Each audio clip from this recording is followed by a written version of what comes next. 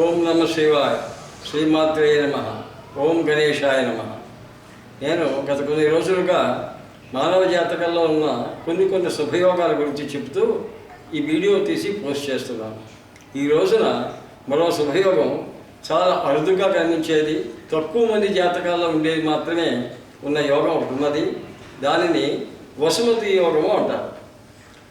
మన జాతక చక్రంలో ఉన్న 12 స్థానాలని మన ఋషులు రకరకాలుగా విభజించారు. అందులో కొన్ని కేంద్రాలని, కొన్ని కోణాలని, కొన్ని ఉపజయ స్థానాలని చెప్పారు. ఈ ఉపజయ స్థానాలు ఈ వసుమతి యోగానికి సంబంధించిన విషయం.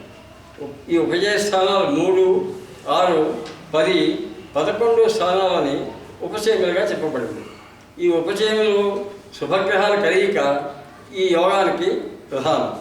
ఈ లగ్నం నుంచి కానీ చంద్రుడి నుంచి కానీ ఈ స్థానాలలో అంటే 3, 6, 10, 11 స్థానాలలో శుభగ్రహాలు 1 కానీ 2 కానీ కలిసి ఉన్న పక్షంలో ఏర్పడిన యోగం ఈ వసుమతి యోగం.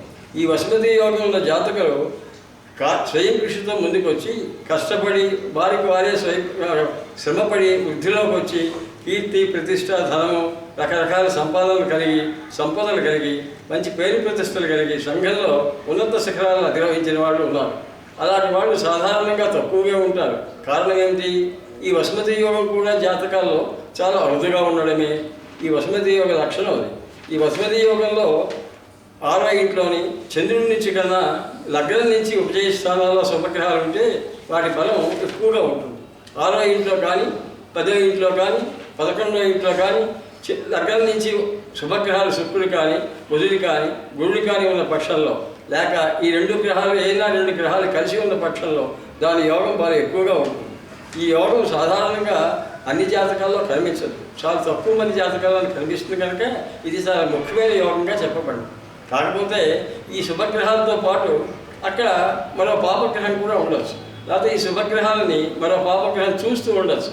అప్పుడు అట్టి పరిస్థితుల్లో ఈ యోగ బలం కొంచెం తగ్గుతుంది కానీ పూర్తిగా నిర్వీర్యం అయిపోతుంది.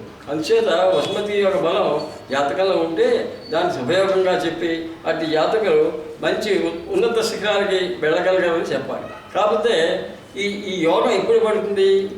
ఏ గ్రహం ఉపజయ స్థానాల్లో కేంద్రంలో లగ్నం నుంచి కానీ చంద్రుడి నుంచి కానీ ఉందో ఆ గ్రహదశలో మనకు ఎక్కువ కనిపిస్తుంది. ఆ గ్రహదశ మొదట్లో రావచ్చు, చివరిలో రావచ్చు, మధ్యలో రావచ్చు, ప్రాయాల్లో వచ్చిన పక్షంలో ఇంకా యోగం కనిపిస్తుంది. ఒకవేళ ఆ యోగం కొంచెం తక్కువగా ఉన్నా అది అంతర్దశలో మరో దశ నడిచినప్పుడు ఈ యోగం నడిచిన గ్రహదశ అంతర్దశలో నడిచిన పక్షంలో కూడా దాని ప్రభావం మనకు బాగా కనిపిస్తుంది. అంచేత ఈ వసుమతి యోగం మంచి యోగమే, శుభయోగమే, అరుదుగా ఉండే యోగం. ఎక్కడెక్కడో తప్ప మనకి యోగం ఉన్న వ్యక్తులు కనిపించదు. శుభం భూయాత్.